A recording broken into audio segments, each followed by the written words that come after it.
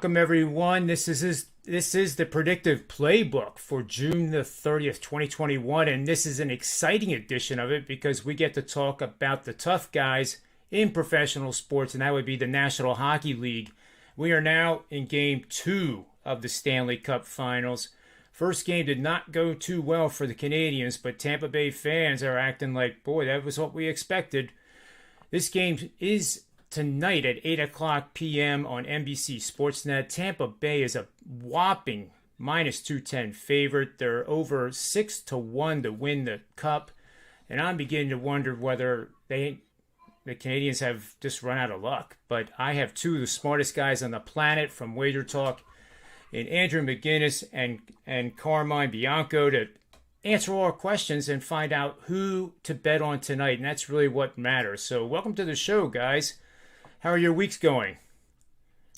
Going good. Thanks for having us. Andrew and I just wrapped up production on today's Puck Time show. We had the Prez on and we covered this game. So we got a lot of good info, and hopefully we can share some with you. It's been a good week so far.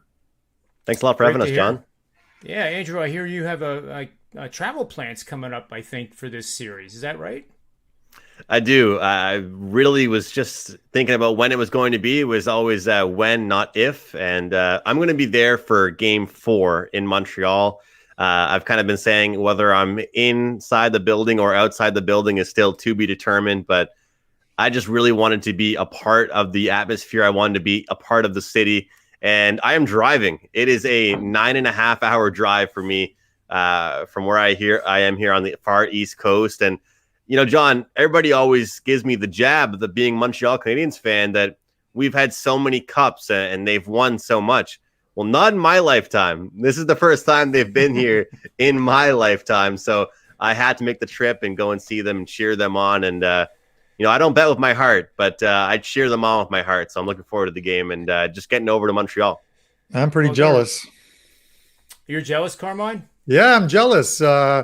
He's heading to a city hosting a Stanley Cup game. It's great. It's like being, you know, in Tampa for a Super Bowl, or, you know, it's just a phenomenal event to be to. The atmosphere everywhere, on the streets, in the restaurants, in the bars, everywhere you are, there are just fans walking around with jerseys, having a good time. Andrew always talks about the things I do. I am super jealous of what he's doing, and making it a road trip as well too. And driving is even better. It doesn't even sound like he invited you to come along either. No, he didn't. Yeah, well, if Carm hadn't faded the Habs all playoffs, then maybe I would have given him an invite. But yeah, I couldn't afford it because I faded the Habs in the playoffs thus far. Yeah, they're a team. I have to admit that. Not being, you know, neutral on all those teams, that you have to fall in love with the Canadiens and for what they did, because they are truly the underdog, in my opinion, all along, and now they're a massive underdog. But before game 1, it was almost like, did we underestimate how good Tampa Bay really is? You guys remember a stat that you were nice enough to put on your show, that teams that score 8 goals, which Tampa Bay did, the following game they're 8-1 in the playoffs, right? So I had a 5%er. You guys knew that it lost 3-2. They were up 2-0. You think, well, there's no way Tampa Bay, nor that soccer team from France, can blow a 2-0 lead, but they did. And now they've rolled on, and now they crushed the Islanders, or not the Islanders. What am I talking about? The Canadiens in game 1. And it just looks like it's insurmountable. But somehow I'm trying to search through the research and stuff I read to find that magic fleece to make me want to back Montreal. And that's my heart. And we're not supposed to do that. So in game 1, it was really a domination. One question for you guys, being the experts. And when I was watching it looked like there was 2 blue line blunders by the Canadiens. I mean, almost, I wouldn't say gaffes, but possible mental mistakes that then turned into those danger shots, and Tampa Bay executed on them. Tampa Bay had 2 defensemen actually score goals, which were their first goals of their careers. and that spans 40 to 50 games, and we're not talking rookies here. So what is your take on that? And then let's just segue right into tonight's game. We'll start with Andrew. Well, I'll say that it's a great point because it's definitely a huge part of the game, and it's a part that I think both teams are great counterattack teams. We were talking about it today on the show on Puck Time and Prez was talking about, especially with Montreal, they're a counter-punch type of team, but they're also a dump and chase team, John. I always say there's either one style of hockey or two styles, and number one is you're a dump and chase team.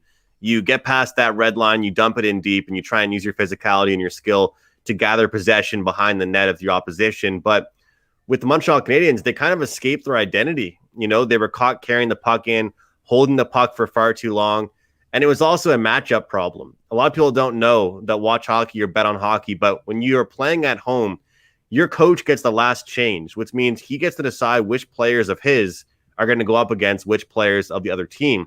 And that's what happened in game number one, was that the younger guys for the Canadiens got caught out there against the top guys for the Tampa Bay Lightning, which usually line number one for the Canadiens will be their shutdown line.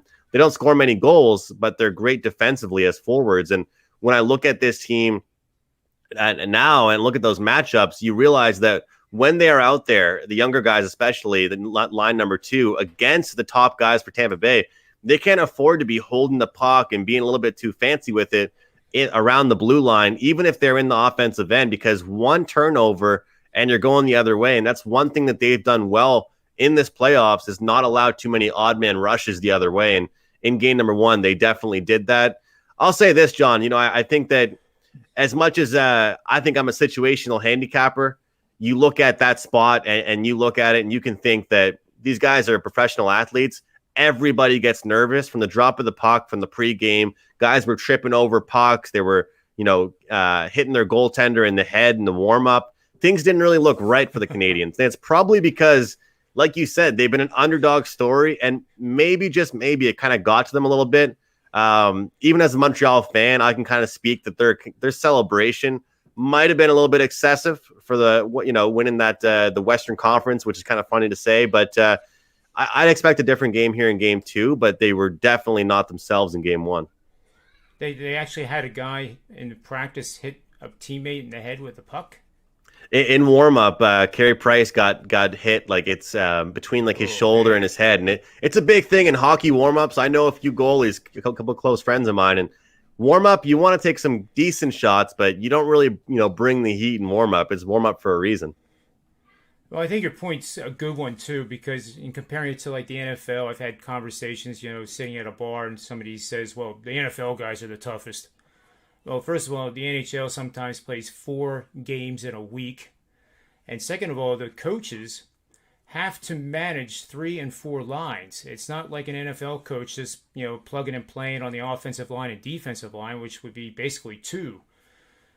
This is both defense and offense, and plugging and playing is an incredibly difficult thing. So with that said, does Montreal have the ability to make the adjustments on those lines to make a difference and offset what we saw in game one, or are they just going to go with what they've done all year? And we'll turn that over to Carmine. You have to hope as a Canadiens fan that they're going to find the adjustments. Listen, they did it in the Vegas series. That first game didn't go and look similar to the first game of this series. They made the proper adjustments. You go way back to the very first series against the Toronto Maple Leafs. Their first 4 games, they didn't look good. They looked like they were on their way out in 5, but they made the adjustments, and it just evolved from game 5 to game 6 to game 7. They kept making the adjustments. They all coached Toronto. They all played Toronto. That carried over into the Winnipeg series. And then finally, the Vegas series, they made the adjustments after game 1. After game 1, you would have thought the Vegas Golden Knights wouldn't take more than 5 games to knock off the Canadiens, and it would be them probably facing Tampa Bay in the finals. But obviously, that didn't happen because the Canadiens made the adjustments. We'll see what happens here. I'm not entirely sure they can, and Andrew kind of hates me for saying it sometimes. I've been big on this Tampa Bay team. But again, you look at Montreal coming into this game one, which is probably a very bad spot for them. 17 games they'd played. 15 of those 17 games, they've been underdogs. You have to look at only the Winnipeg series where there were dogs in game one. It was close to a pick 'em in game two, but Winnipeg was still the favorite. Those are and then games 3 and 4 were the only time they were a favorite in those 17 games. And of those 15 games as a dog, they've won 10 of them. That's a pretty good clip. And, I joked around with one of our guests on Puck Time, Buster. If you're a bettor of Montreal, he says you're playing with house money. And it's absolutely true. As a fan of the team, you're not playing with house money. You just want your team to win, regardless of whether they're a dog or a favorite. But it remains to be seen. The one thing Tampa Bay does in the offensive zone that Montreal kind of struggled with a little bit in game one was they just cycle that puck and they wear out that line. So there's guys out there, and all of a sudden, and we see it on the broadcast, they put up the time clock that this shift has been on for a minute and 18 seconds, a minute and 25, minute and 30. And that's tough on a line that is normally only out there for 30, 35 seconds, get off, get that second line out there. That wears on a team, and Tampa does that, and they do that to teams. And that comes with having that last change at home, which is why this is such a big game, because if Montreal can somehow find a win tonight and get it back to Montreal where they get that last change, that line matching becomes a lot better. And Montreal is going to have fans in the stands too, from what I hear, 13,000, right? So that's about 75%, if I'm correct. So that I'm sure they can make a lot of noise. Well, if you look at how many were outside, it kind of makes sense. I mean, I don't want to get into the science of it or the politics of it, but when you have like thousands and thousands of fans outside the building, I think it probably looked kind of ridiculous for some people watching on TV, knowing there were only 3,500 people, inside the building when they were playing Vegas, but they had thousands outside the building, shoulder to shoulder. So happy to see that they've added the attendance, and I think that again, I'll stress, John, about the getting the last change will be huge. Montreal really needs to get the split. But I'll be interested to see how they play, not just in game 2, but in game 3. I also believe that, we saw Montreal lose against Vegas in game number 1.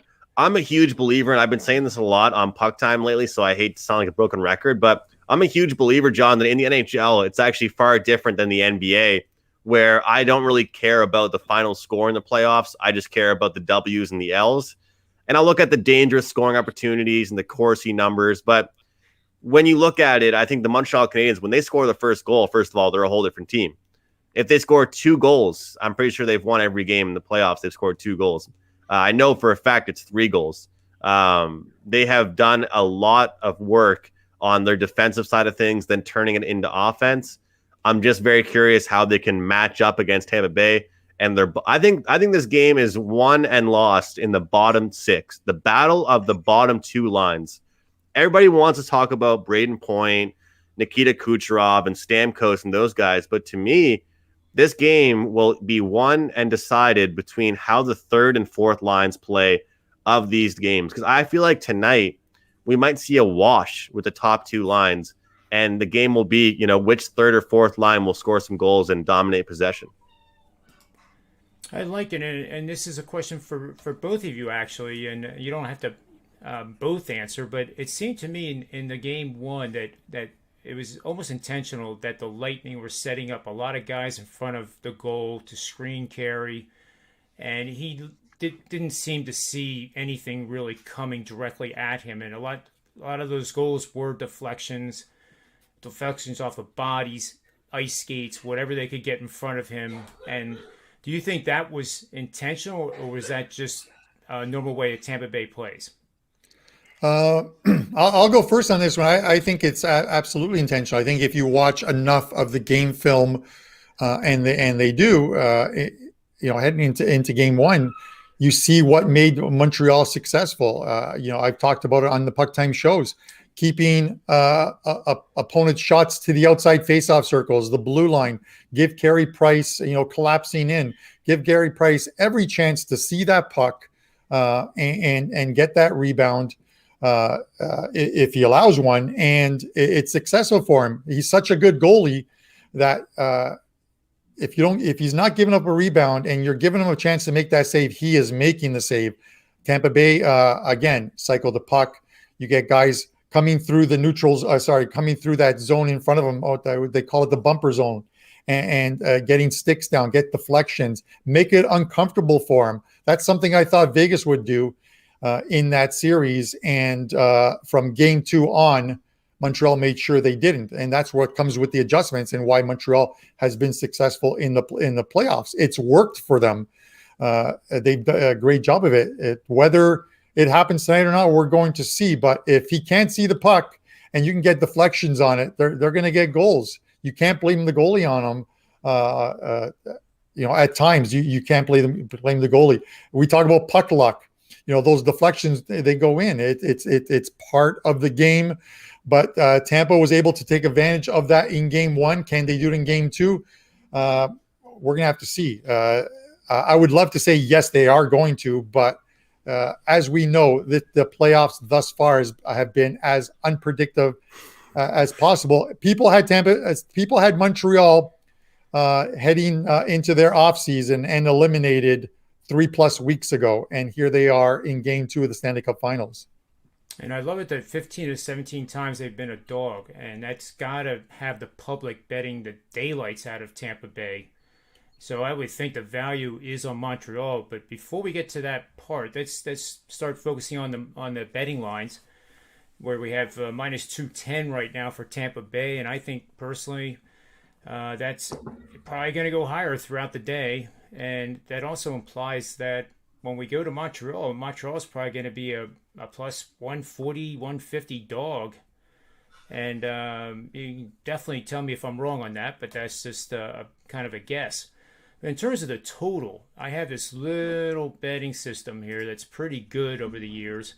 68% winning bets in the situation that these teams find themselves in. So you're going to bet over with a home team, and the total is 5 or fewer goals, and our line is 5. I doubt whether it's probably going to go to 5.5. And the team has dominated opponents in the third period, outscoring them by at least a quarter goal or more per game. And for those folks that don't think that's very much, that's actually quite a bit. And that is supports Tampa Bay in that regard as being a good closing team in the third period.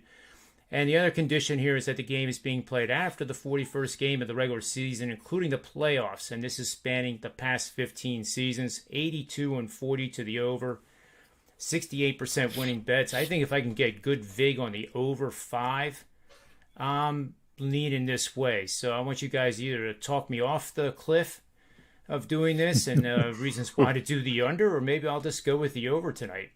Let's start with Andrew. Well, if you follow Montreal trends, what's led to their success throughout the playoffs, you'd probably look towards the under. But if you look at this Tampa Bay Lightning team and what they're able to do, I think the magic number has to be 3 or 4 if the Canadiens are going to have any sort of success. And if Tampa Bay Lightning are successful in their games, I feel like they're going to get there as well. And a 5, it's not that high of a total. I mean, I think back to even just 2 or 3 years ago, we were actually seeing a few 7s floating around like it was nobody's business during the regular season, at least. And now these 5s, it's starting to become a lot more normal. The interesting thing about this, John, is that we were seeing a lot of 5s this year in the NHL. And I believe a lot of that had to do with the familiarity with each other. A lot of teams were seeing each other a lot because of the COVID divisions. And these teams haven't seen each other yet. Tampa Bay Lightning and Montreal, they've only played one game against each other, in the last year or more. So to me, having that recognition of a team and what they do, it helps you with defense. When you don't have that, it's almost the element of surprise is still there for at least game 1, game 2, and potentially even game 3 until you really start to figure out your opponent. So I feel like that element really helps out your 5. Looking at it, 2 teams that haven't really played each other much. Then you look at another option is also just kind of the worst case scenario seems to be a push, John. I mean, betting these fives throughout the season, it was either a winner or a push for a very long time. I tracked the totals on a spreadsheet quite a bit. And, I would tell Carm, okay, we have a 5 in this game. Unless it was, an Anaheim Ducks type of game, I was potentially looking towards the over because it seemed like at worst we were getting a push. So I'm with you on that game. It's important to mention, like I said, Montreal, though, and Carey Price, I think it's now 23 straight wins for the Canadiens under Carey Price in the playoffs when they give him 3 goals or more. So that's the magic number for the Canadiens with Carey Price. You have to give him a few goals of a cushion. The fact of the matter is, though, I just don't see them shutting down Tampa Bay to just 1 or 2 goals. So I think at worst you get a push there. Yeah, I would agree. I think Montreal, if they're going to win, they got to hit that 3-goal mark, if not more. And that sounds ridiculous to say, but if they don't score more than 1, I can't imagine it's going into overtime 1-1. What do you think, Carmine, about this total? Yeah, on the side? We argued about it today on Puck Time. I like the over, and I'm like you, John, in the sense of if I don't have to overpay as far as like vig goes, because normally with that number of 5, you're paying minus 130, minus 135. That's how it's been all season. But it's lowered in the playoffs, and I think this one was about $1.10, $1.15, and prior to the semifinal rounds, the number for the fives, both the regular season and the playoffs, was somewhere around 23-10-3 or 23-10-4. That's 23 wins, 10 pushes, and only 4 losses when betting over the number of 5. I wish I had the updated number, but then we saw in the semifinals every total at 5, and a majority of them either pushing or staying under the total. There was a ton of pushes on that. I just don't see it, and this was the argument today with these two teams in Tampa, and with Tampa having that last change, and then you look at them thus far at home, 10 games in the playoffs prior to or including their last game, 42 goals. Averaging 4.2 goals per game. That's 42 goals by Tampa Bay at home. 6 of their 10 games at home have gone over the total in the playoffs. And we're talking about even very good defensive teams like the New York Islanders, like the Carolina Hurricanes. So, you can look at it. Yeah, okay, against the Florida Panthers, there were a lot of high-scoring games. 2 of those 3 games went over the total. The last one against Florida was a 4-0 win. That stayed under the total. But it's one of the reasons why I'm leaning to the over here. And that stat that you put up, which is a very good stat, 68%. So it's over 5 for me tonight. And if Montreal get 3, I'm certain that this game is going over the total. And John, I think that stat that you mentioned about the third period scoring is actually so important. I think a lot of people need to start looking at those period breakdowns. I gave out my best bet on the show today as second period over. These bets used to be so unique, and now they're just so common because you're tracking these individual stats for each period. And I expect the game to start slow and then to pick up as it gets going on.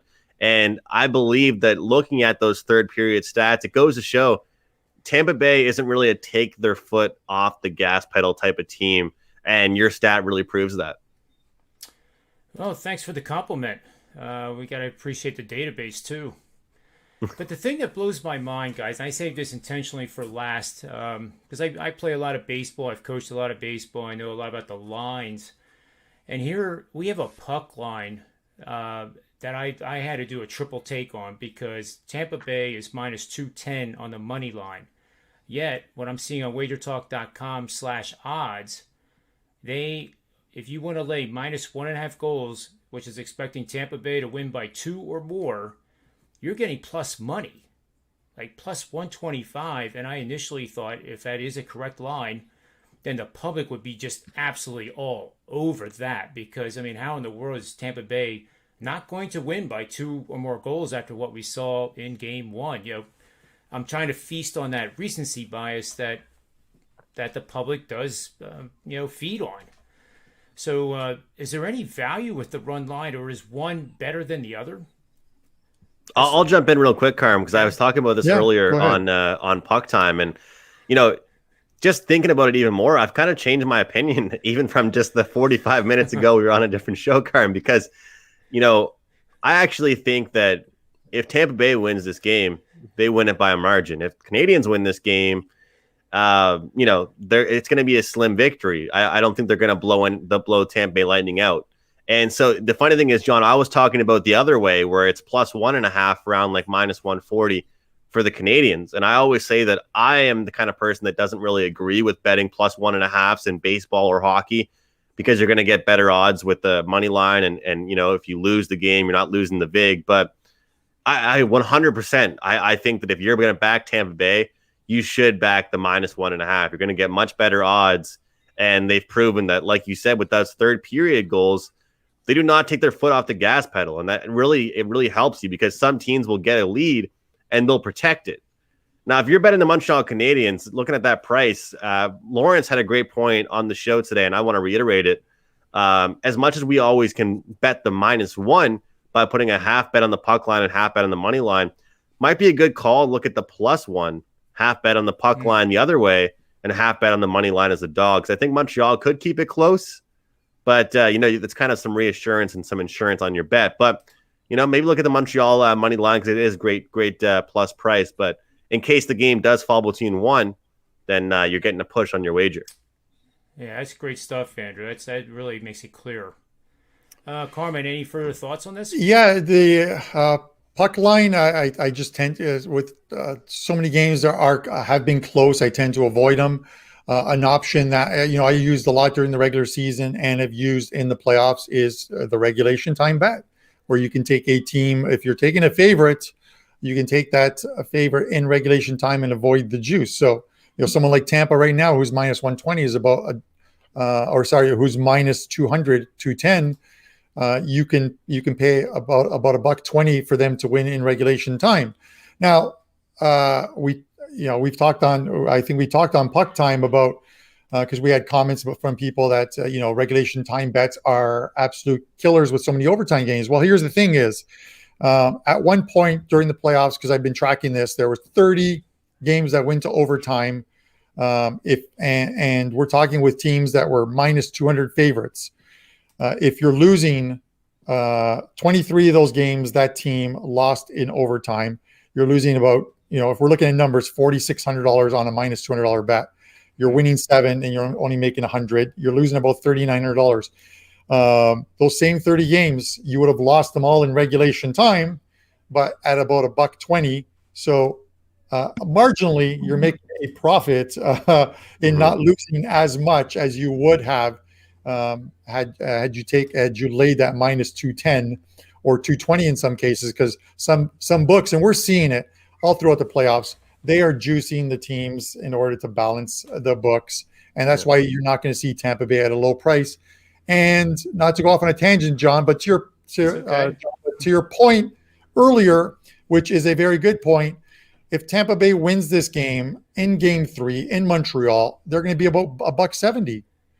They're not going to price him any lower because it's in Montreal. Because if they price him any lower, they're just going to get a ton of Tampa Bay money. So they're going to be minus 170, 175, and you're going to get Montreal at home in probably a very good spot at home at plus 140, plus 150. Yep.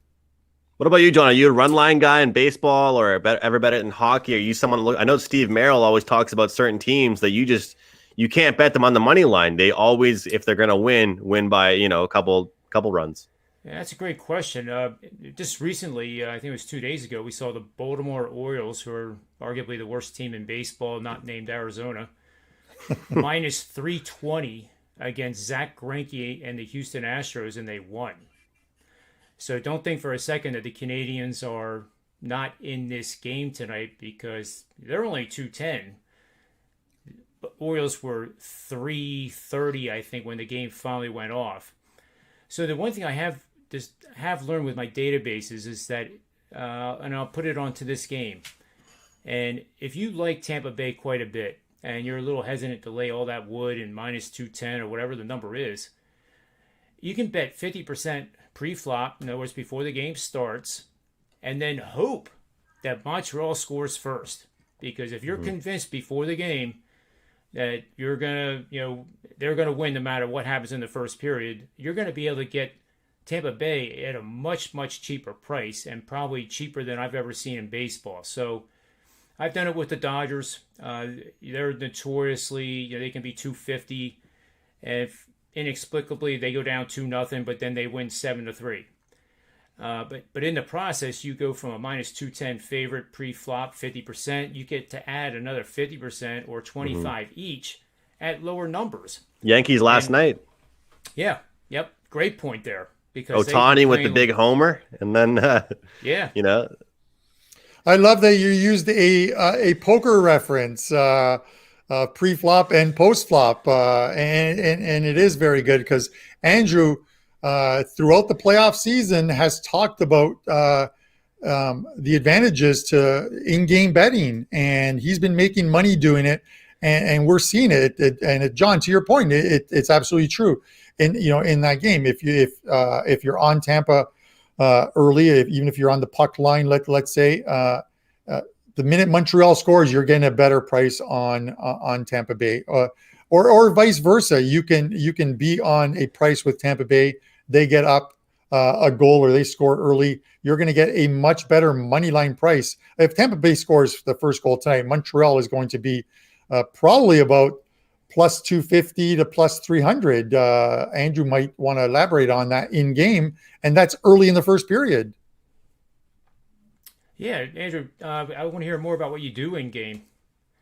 Well, I'm a lot more of a totals in game better, but I do look at the side as well. And I mean, you hit it right on the the head of the nail about what you're looking at as far as the sides. I think that the biggest thing that people have with their mindset on live betting, and maybe you guys have different opinions than me, but I always say that as much as you want to have an opinion pre-flop, to continue to use that term, you also have to watch the game. I mean, if you have that plan, like we said, going in, I use that Yankees reference for yesterday's game, but if you have the plan, hoping Montreal goes up first, you can bet Tampa Bay, I would make sure you're watching that game and make sure that, Montreal couldn't have already had 2 or 3, right? Because I feel like that's the biggest thing, is actually watching the game and looking at things. But as far as the totals go, I'll tell you, John, for years now, especially in the early first and second rounds, people used to say to me I was getting lucky with these empty net goals, but I would constantly watch games start super slow, very defensive, a big feel out process in games 1 and 2, and we would see a third period over every time. It would be the breakout. If it was 3-2 going in, we'd see one team tie it up, then we're guaranteed to see another goal. Or if it was 4-2, then we'd see an empty net goal. So that's kind of the way I'm looking here. My pre-flop thoughts are, give me a 4.5 and I'll be all over it. Give me a slow start and an under in the first period, and allow me to jump in on the over 4.5 in this hockey game, because I do believe we'll see the best defensive effort out of the Canadiens. And then the second and third period could be a bit different. Yeah, I agree. It's great stuff. I even thought too, before we even went on the air, that if Tampa Bay's up 3-1, 2 minutes to go, pull the goalie, all of a sudden you're either going to have an empty netter or a score, and you push. And there's nothing wrong with a push when you're losing with 2 minutes to go. Yeah, and you're likely going to get that even more time of empty net play, because we've seen teams in the playoffs down 2 goals, yanking that goalie with 4.5 minutes left in the game. So it's not to say that it doesn't happen. We've seen it. We saw it in the Montreal series with Vegas. Goalie out of the net with 4.5 minutes left. So taking, like as you said, taking the over 5 in that instance, I think you get a lot of opportunities to get at least a push out of it. Yeah, I think also this might sound kind of funny to some people, but I think also if you look at it, if Vegas goes up, 1 or 2, if Tampa Bay goes up 1 or 2, it's going to be very hard. Montreal is not a team that can come back as easy as other teams. They're a great team when they have the lead and protecting it, but I actually would potentially look at, maybe if you weren't really interested in a pre-flop bet on Tampa Bay and they go up 1 or 2, I don't know, maybe take them -1.5 in game or something like that. I know that sounds a little bit funny, but you can kind of look at them and say, how many times have we seen the Canadiens, score 2 or 3 straight, and how are they going to do it against Andrei Vasilevsky? Because I've done that before, and people have kind of laughed and said, well, you're getting a worse number in game. And I'm like, yeah, well, I've watched the game, though. I've watched it develop, so you kind of have some insight. So, if Tampa Bay goes up 2-0, as a Canadiens fan and someone looking to bet on them today, I'm not feeling too good about it. Yeah, I think along those lines, I think the biggest mistake people make that I hear, get DM'd like you guys do, and there's questions, and what people do is they'll bet Montreal, let's say, for example, and then all of a sudden Tampa Bay scores, and then they'll immediately think they have the wrong bet, so they'll bet Tampa Bay at a horrible number, and then they get middled the wrong way. And in my opinion, you just don't use in-game betting to hedge a already bad bet. Yes, I agree with that. And I like your word, the use of plan. You have to have the plan in place before the game starts, and then you go from there. I love doing totals in the NBA. It's I spent 20 years on Wall Street as an institutional trader, and you sell into the strength, you buy into the weakness, and in NBA the price volatility of those points is huge. So, John, I used to have people messaging me in the first round, and I swear to you, it's always the first round too, and they would say, "Is it time yet?" There'd be like 15 minutes to go in the third period. They'd be like, "Is it almost time?" I'm like, wait for it. Let's get a better price. Wait for it. And some people's books don't offer the third period, but you can just get the, in-game total on the full game. And like you said, people are messaging saying, how do you feel about this? How do you feel about that? And that's what's kind of funny, as professional handicappers, I wish there was a system set up where we could just automatically, just from the click of a button, send our live wagers to all of our clients. But I'm sure people on Twitter have liked it because, when there's 8 minutes to go in a game and I have a feeling that we might see one more goal, it's hard to get that to clients. So we might not see a full game go over, but I'm cashing an in-game over wager. Yeah, and books have become very predictive on this. They're actually pulling down the live betting lines with about as far as totals go, you can still get the game winner, but as far as totals go, they're in a 1-goal game or even a 2-goal game, they're yanking the lines down with about 4 minutes left. Normally 4.5 minutes left because of what I mentioned, teams pulling their goalies. This isn't the old days of wait till it's about minute 10 left and you yank your goalie, and now you're hoping for an empty net goal in only a minute's time. They know teams are pulling their goalies earlier, so they're taking down those live betting odds with about 4.5 minutes left. So you, as like Andrew, if you have a plan, you better have it in place and have your bet in well before that number comes down, because you're just going to miss it. And I would love to be able to do what you can do on Wall Street and be able to, like in the NBA, say the total's 220 pre-flop, and I like the over, and I want to put my bets in actually as orders. Like, give me another 50% at 210 minus 105. Wouldn't that be nice? Wouldn't that be nice? Yeah. If this number reaches minus 120 at this number, sign me up. Yeah. And that, unfortunately, I like that, John. Never happened, but it would be nice. Then you wouldn't even have to watch the games. You just check at the end. Yeah. That was a bad memory when you're talking about like the stocks and stuff, because I think back to I bought Square stock at like $9, and then it was at 28, and then I was with some friends who had bought as well too, and I'm like, I've set my sell price at like $55. It's never going to get there. And then one day I get a call from one of my friends, say, "Hey, we hit the price." I'm like, "What are you talking about?" And I hadn't even checked my account, and all my shares were gone. It sold at 55, and then you look at it a couple months later, it's like $280 Square stock, and you're like, "What did I miss out on?" So yeah, good news, bad news. Yeah, Steve Merrill and I do a show on Tuesdays for Bitcoin, because a lot of our friends, our mutual friends, are in that market. And as I said, I was a chief currency strategist a few years back, and I think I still know considerable amount of knowledge, humbly said, about the currencies. And we talk about sentiment a lot in sports betting. So we draw the similarities between sports betting and the bid and ask on Wall Street. And when you get too many bulls, and what I mean by that, too many people with Bitcoin at 60,000 saying almost with a certainty that we're going to see 200,000 in the next 6 months, and it's a no doubter. Mm-hmm. That was a huge red flag to me. And Steve and I actually got shorted like 58, but we use the futures market. I've never been involved with the Bitcoin market, but the point is, sentiment can be a great ally for handicapping games, and especially the new people out in the chat room. It's easy to follow, and when everybody, I think the Yankees are actually close to that right now, because the bandwagon is probably the lowest it's ever been. They're not playing well, they're not scoring runs, and there's probably going to be an opportunity to buy low with a team like that. So I agree. With that said, I think I think Montreal is buying low. I still think Montreal is buying low for tonight, but I'm like that in the futures markets. I with sports we're talking about, and I love to find very good prices that I can eventually hedge out for a profit, especially in tournaments like Champions League.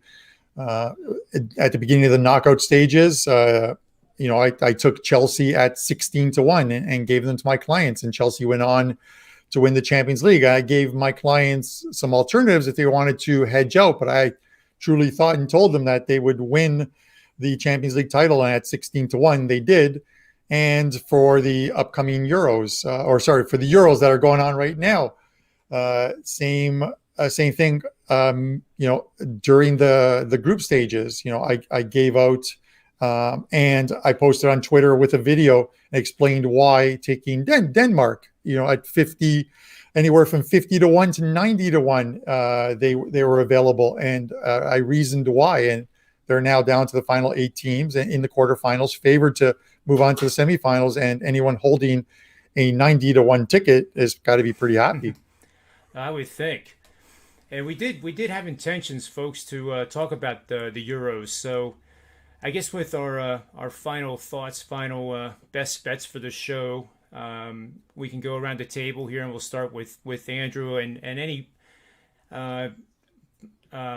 promotions that you have going on over at Wager Talk, any big plays you have coming up. And I make it a point, you guys, this is a debut for them, and they've managed to put up with me for 45 minutes, which is an excellent sign. But if you're going to buy these guys' plays, don't buy a 5%er. I know the Prez has a 5%er tonight, I think.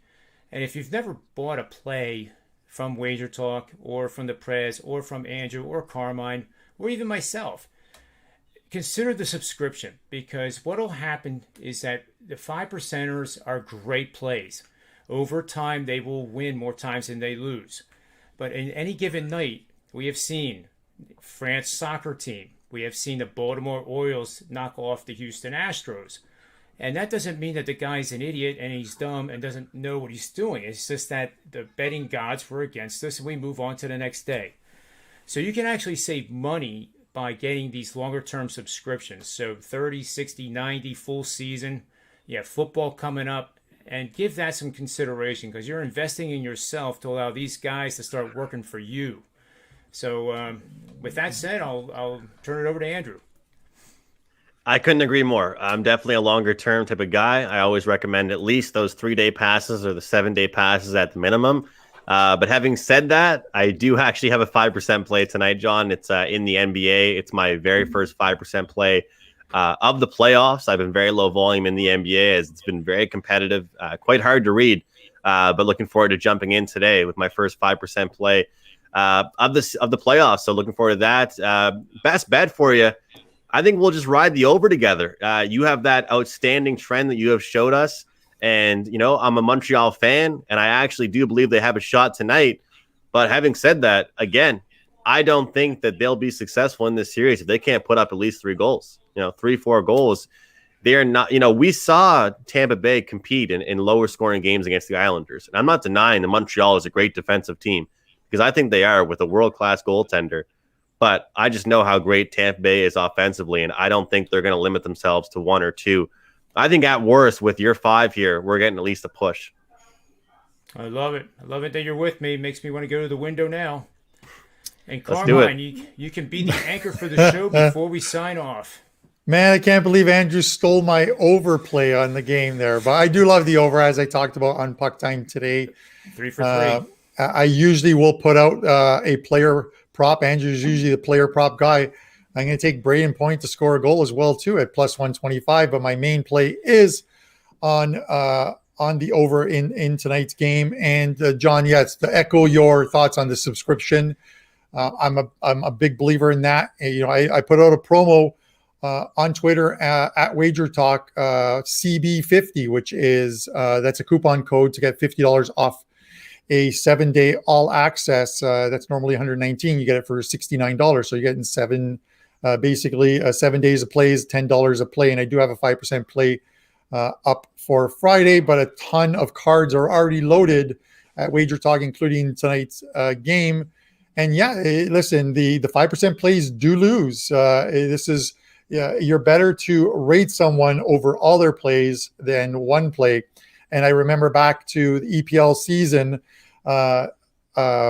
this past year, and there was one Saturday where I had 7 plays. 6 of them were 4% plays that won. One of them was a 5% play that lost. So anyone with a subscription picks up 19% and is very happy.